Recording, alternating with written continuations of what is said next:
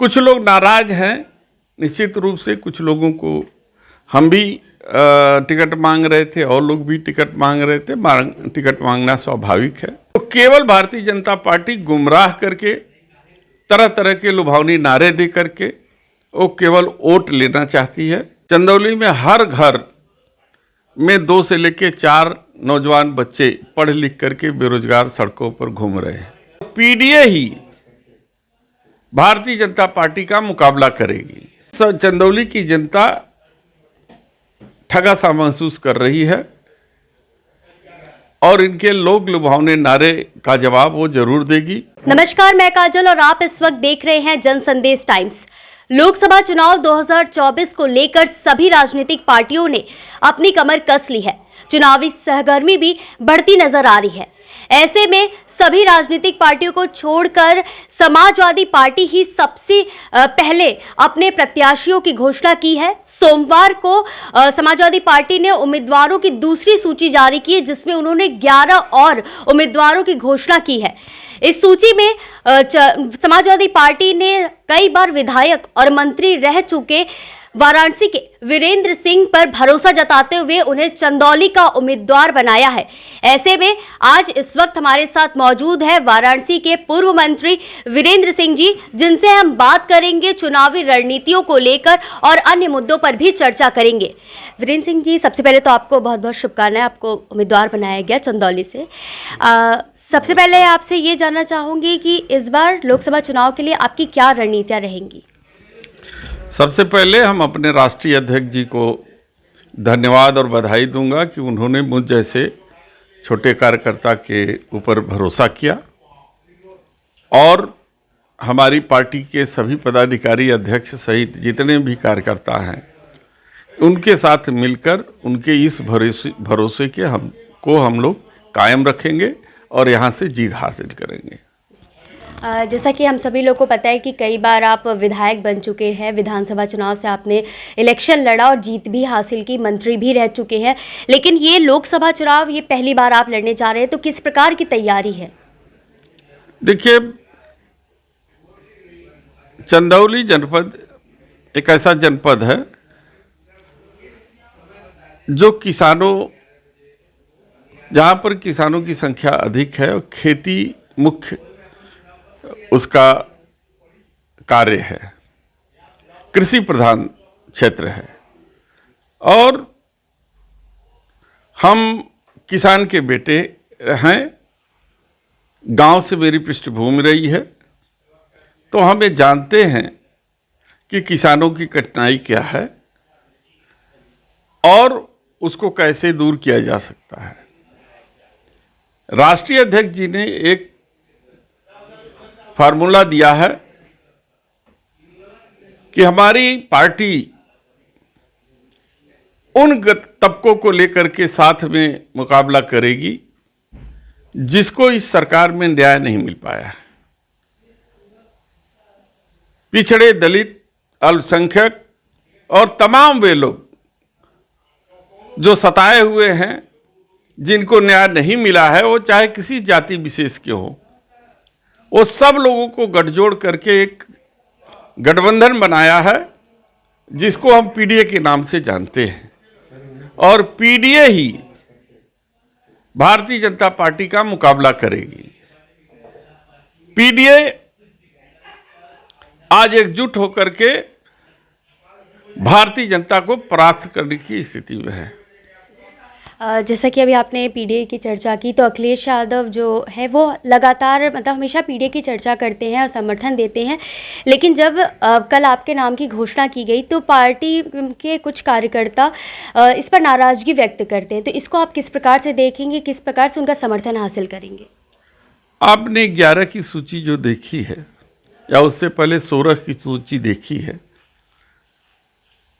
उसको देख करके आपको समझ में आ जाएगा कि राष्ट्रीय अध्यक्ष जी ने कितने सोच विचार करके उन प्रत्याशियों का चयन किया है। उसमें पिछड़े, दलित और तमाम संवर्ग के लोग हैं, अल्पसंख्यक संवर्ग के लोग हैं। सवाल, कुछ लोग नाराज हैं निश्चित रूप से कुछ लोगों को हम भी टिकट मांग रहे थे और लोग भी टिकट मांग रहे थे।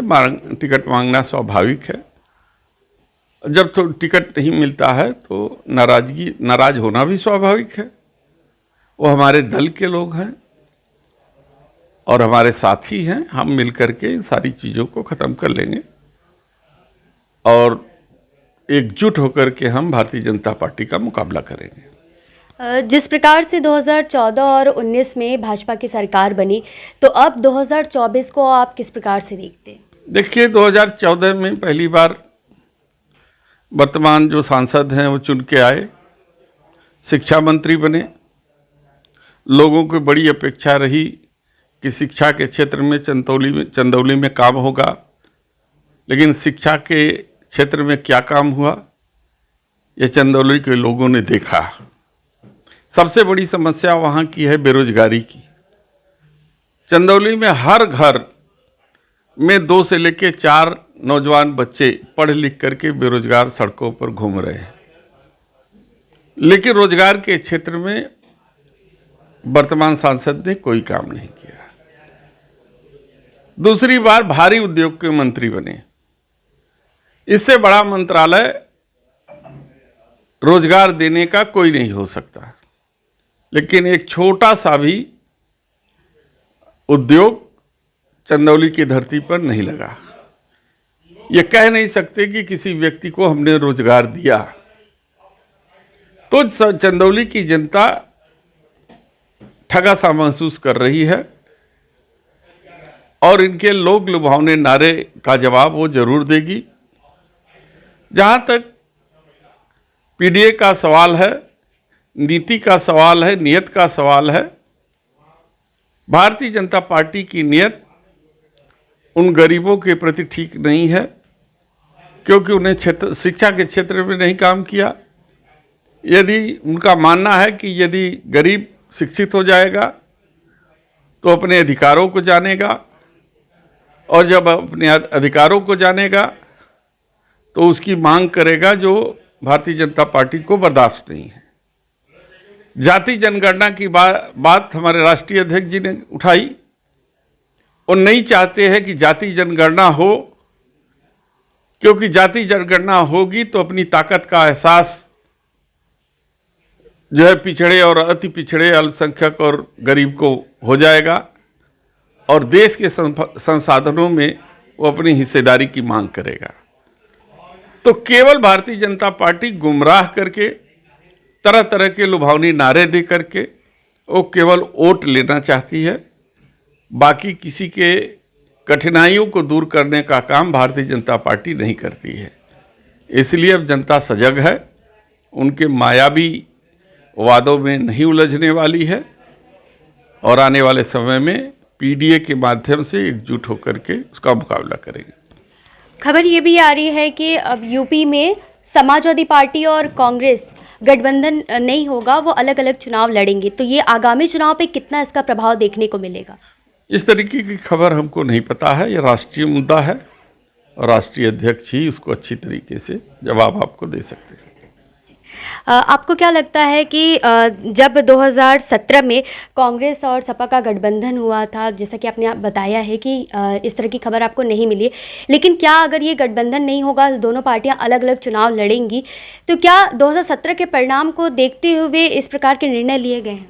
देखिए, किसी भी तरीके से परसेप्शन के आधार पर कोई जवाब नहीं दिया जा सकता कि अगर ये हो जाए तो वो हो जाए, अगर वो हो जाए तो वो हो जाए। तो ये परसेप्शन का कोई आधार नहीं होता, इसलिए इस पर कोई जवाब नहीं दिया जा सकता। चुनाव के करीब आते ही अभी आज ये खबर है कि स्वामी प्रसाद मौर्य ने समाजवादी पार्टी से इस्तीफा दे दिया है। अब वो पीडीए से भी जुड़े थे, तो इसका कितना असर देखने को मिलेगा?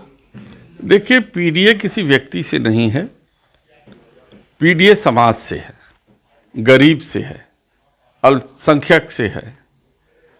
और जो लोग संविधान को बचाने के लिए इस लड़ाई में शामिल हो रहे हैं उनका स्वागत है।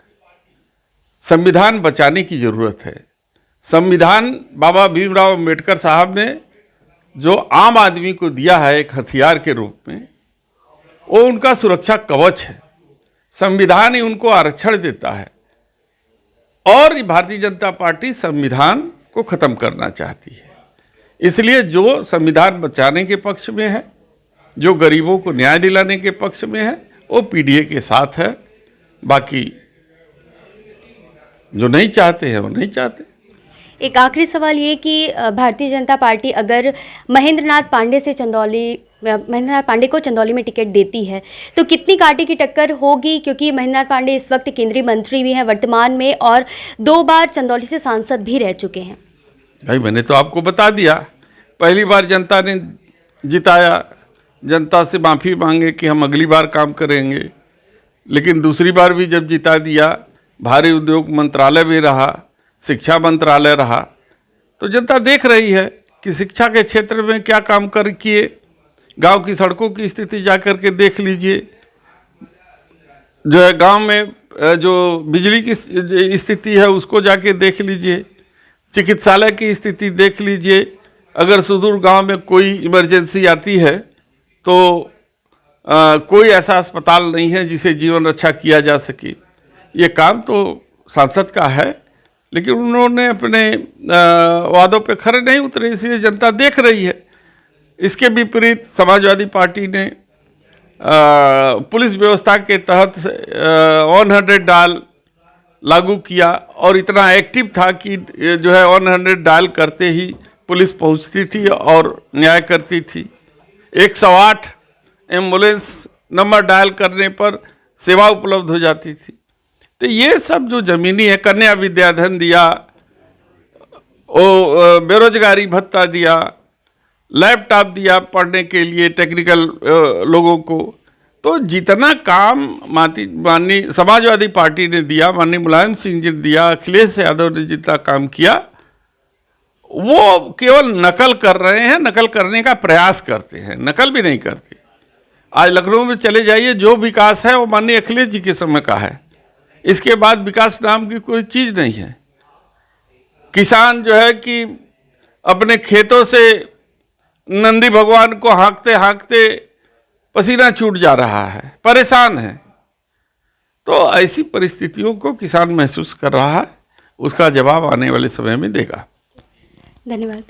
तो हमने बात की सपा प्रत्याशी, चंदौली से सपा प्रत्याशी वीरेंद्र सिंह जी से, जिन्होंने हमें तमाम चुनावी रणनीतियां साझा की और ये दावा किया है कि आगामी लोकसभा चुनाव 2024 में उनकी जीत होगी और सपा का ही परचम लहराएगा। ऐसी तमाम खबरों के लिए जुड़े रहे हमारे साथ और देखते रहे जन संदेश टाइम्स। नमस्कार।